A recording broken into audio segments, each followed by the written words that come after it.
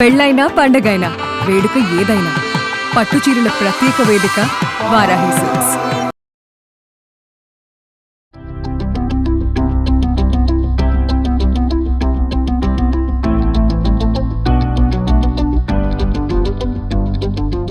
నమస్తే రమగారు. నమస్తే జయ. రమగారు, ఉగాది శుభాకాంక్షలు.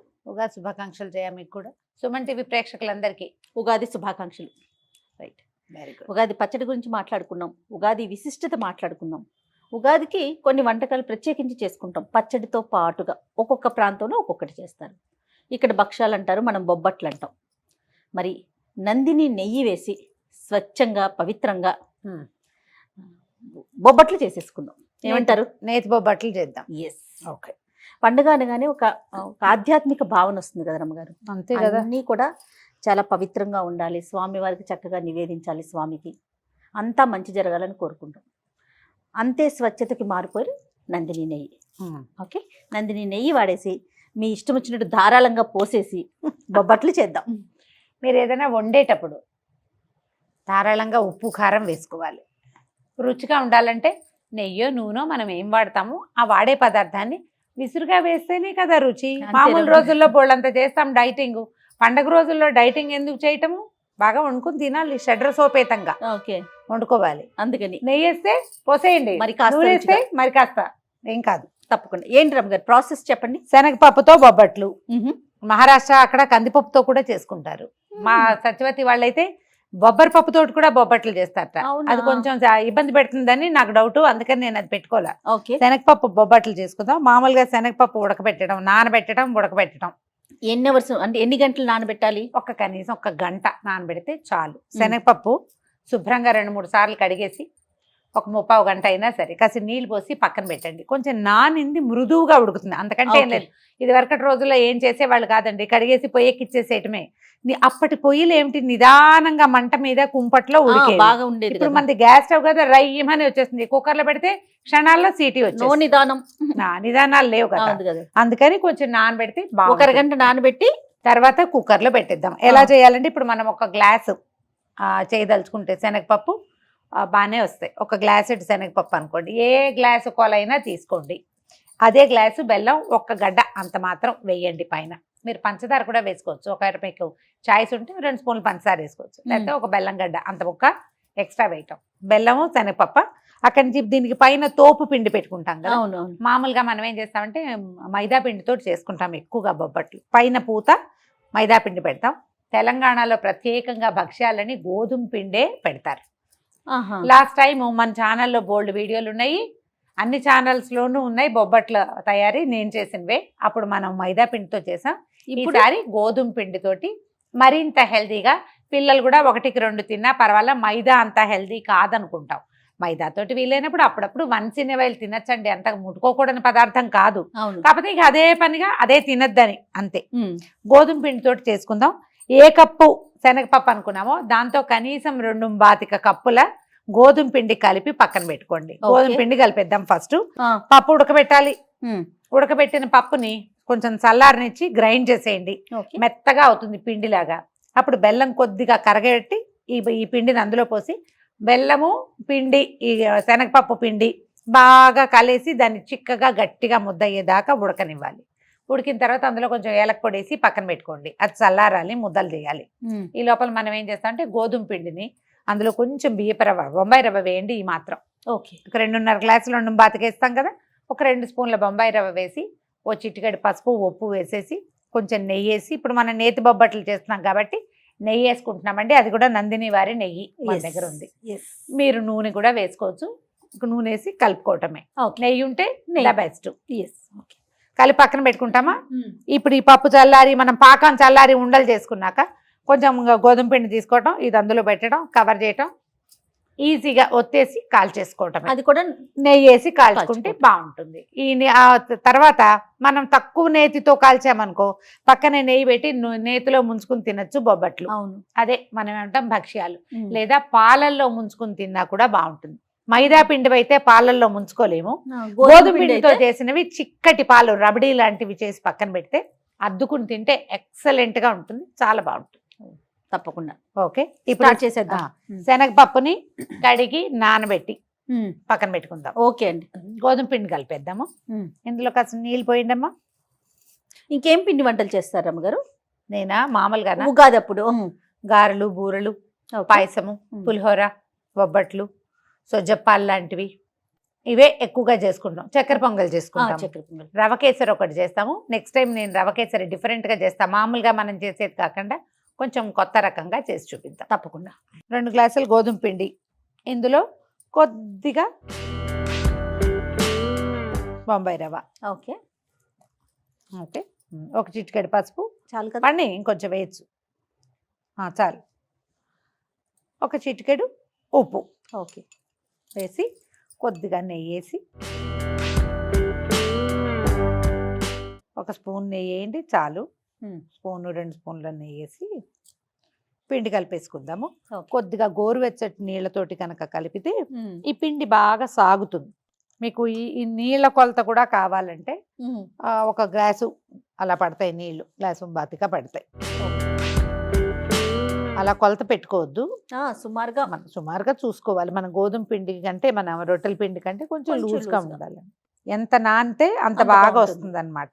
దీన్ని ఇది కొంచెం జిగురుగా ఉంది కదా, కొద్దిగా నెయ్యి దీని మీద స్ప్రెడ్ చేసి పక్కన పెట్టేసి దీన్ని మూత పెట్టి పక్కన పెట్టేద్దాం. ఒక గంట సేపు వదిలేస్తే కనీసము బాగుంటుంది.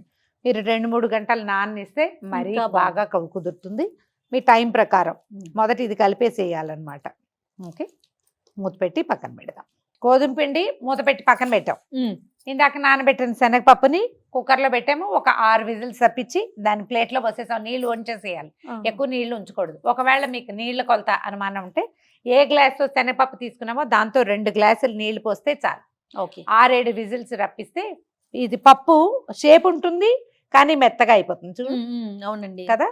2-3 పద్ధతులు ఉన్నాయి. మనం సింపుల్ గా ఏం చేద్దామంటే ఈ ఆరిపోయిన పప్పుని చక్కగా మిక్సీలో వేసేసి మెత్తగా పిండి చేసేద్దాం. ఓకే, ఈ లోపల నువ్వేం చేస్తావంటే మూకుడు పెట్టి బెల్లం పెట్టుకుందాం. ఇది 1 గ్లాసు పప్పు కదా, గ్లాస్ మీద ఒక ఇంత బెల్లం ఎక్స్ట్రా వేసుకుందాం. ఎందుకంటే చప్పగా అయిపోతుంది గోధుమ పిండి వల్ల. ఓకే, ఇది గ్రైండ్ చేసేద్దాము. ఇది మెత్తగా గ్రైండ్, ఎంత మృదువుగా చేస్తే మనకి భక్ష్యాలు అంత సాఫ్ట్ గా వస్తాయి. దీంట్లో బద్దలు ఉండకూడదు. ఓకే, ఇది మిక్సీ చేసుకునే లోపు మనం పాకం పెట్టుకుందామా? మనం ఒక కప్పు మీద కొంచెం అని చెప్పాం కదా, ఇది కరెక్ట్ గా మీరు ఏ కొలత చేస్తే ఆ కొలత. 1 స్పూన్ నీళ్ళు వేసాను అంతే, ఊరికే. అది కొంచెం తడి జస్ట్ మనం అది వేసే లోపల, పప్పు వేసే లోపల ఇది నల్లబడిపోకుండా ఉండడానికి అంతే.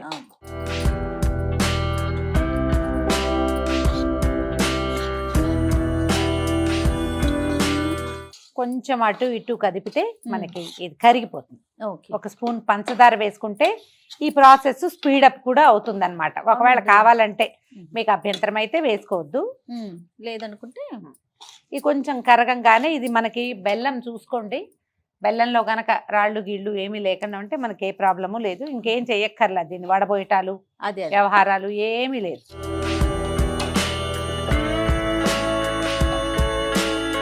ఇంట్లో 1 స్పూన్ నెయ్యి వేస్తాను. బెల్లం చాలా పెద్ద పాకం రావాలన్న ఆలోచన ఏం చెయ్యక్కర్లేదు, జస్ట్ కరిగితే చాలా. మన దగ్గర ఇది వరకు ఏం చేసేవాళ్ళం అంటే అలా కూడా చేసుకోవచ్చు. పప్పు బెల్లము కలిపి ఉడికించటము, పాకం వచ్చాక తీసేసి బాగా కుమ్మేసేయటం, దాన్ని అవసరమైతే గ్రైండ్ చేసుకోవటం చేసేవాళ్ళం. ఆ పాకం గ్రైండ్ చేయకుండా నేను ఈ పని చేస్తాను అనమాట. నెయ్యి వేయగానే ఎంత కమ్మటి వాసన, బెల్లానికి నెయ్యి తగిలేసరికి చూడండి.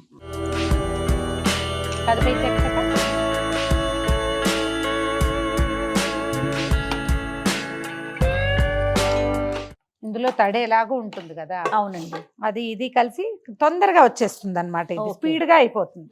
కొంచెం చిన్న గరిటె తీసుకోండి, స్పీడ్ గా చెయ్యి ఆడించండి చాలు.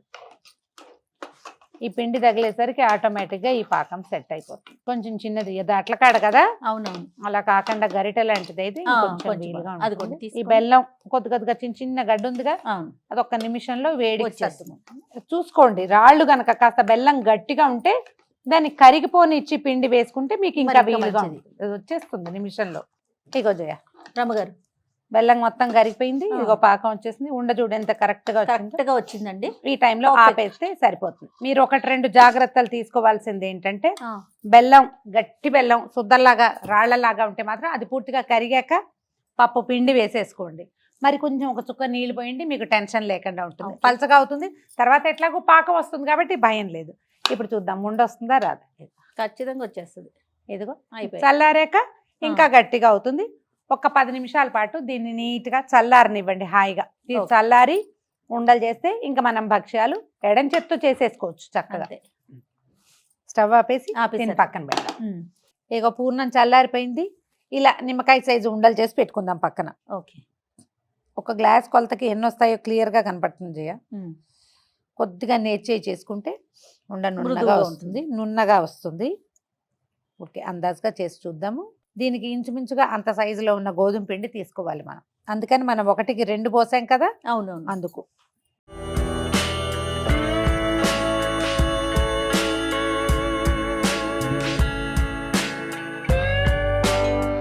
ఉండలు చేసేసాము పూర్ణం. అవునండి. ఇగో గోధుమ పిండి, దీని సౌందర్యం ఎలా ఉందో చూద్దాం.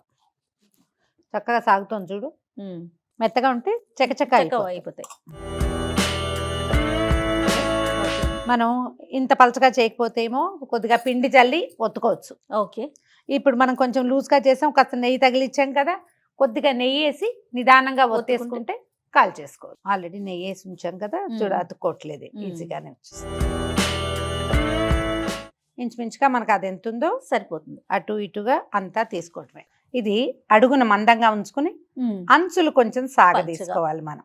అప్పుడు మనకి ఏంటంటే ఒత్తినప్పుడు ఈజీగా ఉంటుంది అనమాట. ఓకే.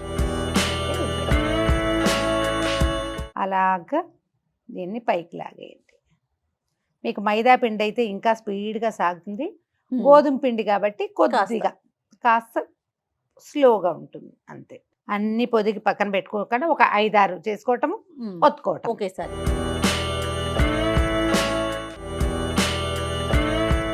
ఏం రమ్మగారు చేసేస్తారా? చేసేద్దామమ్మా.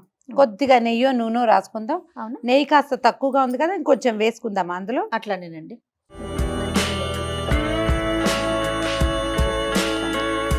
మీరు చేతితోటైనా ఒత్తుకోవచ్చు, కర్రతోటైనా ఒత్తుకోవచ్చు. అవును. ఇది ఉండే పలచదనాన్ని బట్టి ప్లాన్ చేసుకోండి అంతే. మంచి రిచ్ ఎల్లో కలర్ ఉంది కదా జయ. అవును రమ్మగారు. వాసన కూడా ఎంత బాగుందో. ఇగో ఇలాగే వచ్చేస్తుంది. మనం చూడు తీయగలిగిన చేత్తోనే వచ్చేస్తుంది. మనం మైదా పిండితో చేస్తే ఏం చేస్తాము, అరిటాకు మీద కానీ కవర్ మీద కానీ అవును, చేసుకుంటాం వేస్తాం కదా. కదా. మనం ఇది రాతి మీద చేసుకోవచ్చు, అంత చేత్తోనే. పెద్ద ఇబ్బంది ఏం లేదు, చేసుకోవచ్చు. మీరు ఇది ఇంకా కొంచెం డ్రైగా కలుపుకుంటే పిండి బాగా ఇలా దీన్ని చుట్టూతా వచ్చేలాగా కూడా పెద్దవి చేసేసుకోవచ్చు. దీని పై పిండి తాలూకు పలచదనము గట్టితనంతో ఈ ఒత్తుకునే సులువు కనపడుతుంది మనకి. నెయ్యి వేసుకోండి. చేతితో ఒత్తచ్చు,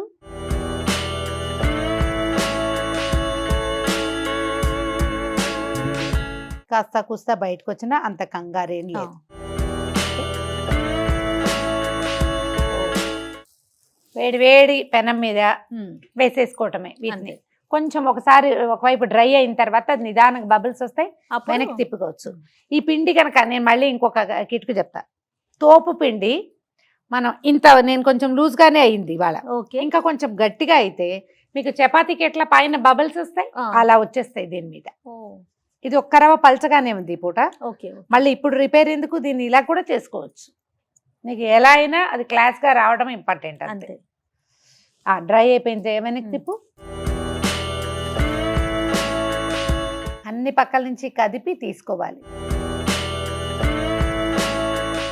2 సైడ్స్ కొంచెం కాలేక అప్పుడు మనం నెయ్యి వేసి కాల్ చేసుకోవాలి. మనకి మైదాకి దీనికి తేడా ఏంటంటే మైదా అంచుల వెంబడి లావుగా వస్తుంది, ఇది ఈవెన్ గా వస్తుంది, స్ప్రెడ్ అయిపోతుంది అన్నమాట. ఇది మీరు కావాలంటే అరిటాకు మీదో ప్లాస్టిక్ కవర్ మీదో అలా కూడా చేసి వేసేసుకోవచ్చు. ఇప్పుడు తిప్పు వెనక్కి. ఇప్పుడు నెయ్యి వేసుకుందాం.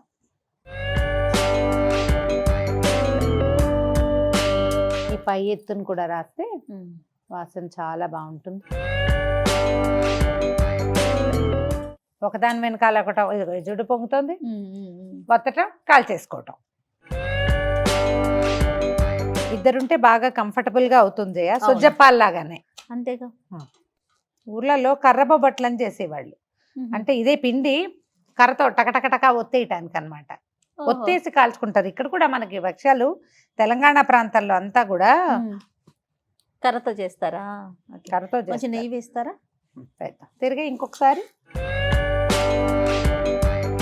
వేసి దీన్ని పల్చగా చేయాలంటే ఇది చేయి తిరగటము ఒకటి 1-2 సార్లు మందంగా వస్తాయి. క్రమంగా మనకు పల్చగా చేయడం వచ్చేస్తుంది. చేయని వస్తుంది. 2-3 సార్లు చేసేసరికి వచ్చేస్తుంది. ఈ పై పిండితోటే ప్రధానమైనది అనమాట. లోపలిది ఎంత మృదువుగా ఉంది, పైది ఎంత సాఫ్ట్ గా ఉంది, అంతే. పొంగుతుంది చూడండి. పొంగుతుంది, అదే చెప్పాగా. కాస్త ఆ చేయగా మీకు 2-3 సార్లు చేసేసరికి రౌండ్ గాను వస్తుంది, పొంగుతుంది కూడా. పర్ఫెక్ట్ గా పొంగుతుంది చూడు.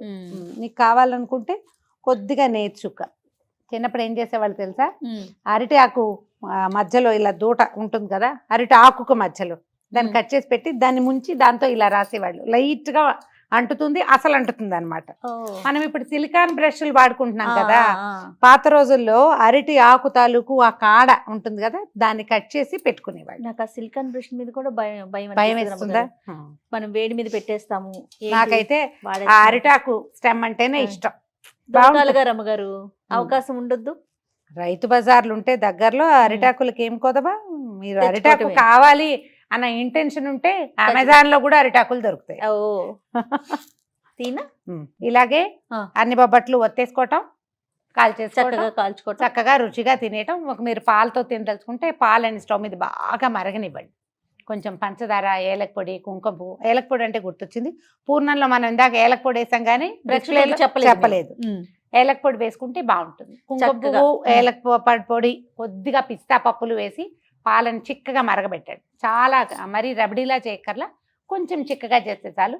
అది పక్కన పెట్టి ఈ బొబ్బట్లు చేతికిస్తే బొబ్బట్టు అందులో ముంచుకుని తింటే బాగుంటుంది. ట్రై చేసి ఉదయమే పచ్చడి చేసేసుకుని తర్వాత మనకి ఇష్టమైన పదార్థాలు చేసుకుని ఆ దేవుడి ముందు పెట్టి, ఇష్టమైన దైవం ముందు పెట్టుకొని ఒక నమస్కారం పెట్టి అందరం బాగుండాలి, అందులో మేము ఉండాలని కోరుకుంటూ ఈ ఉగాది పండుగని చాలా చక్కగా, ఆనందంగా, సంతోషంగా జరుపుకోండి. మరి ప్రేక్షకులందరికీ మరొక్కసారి ఉగాది శుభాకాంక్షలు.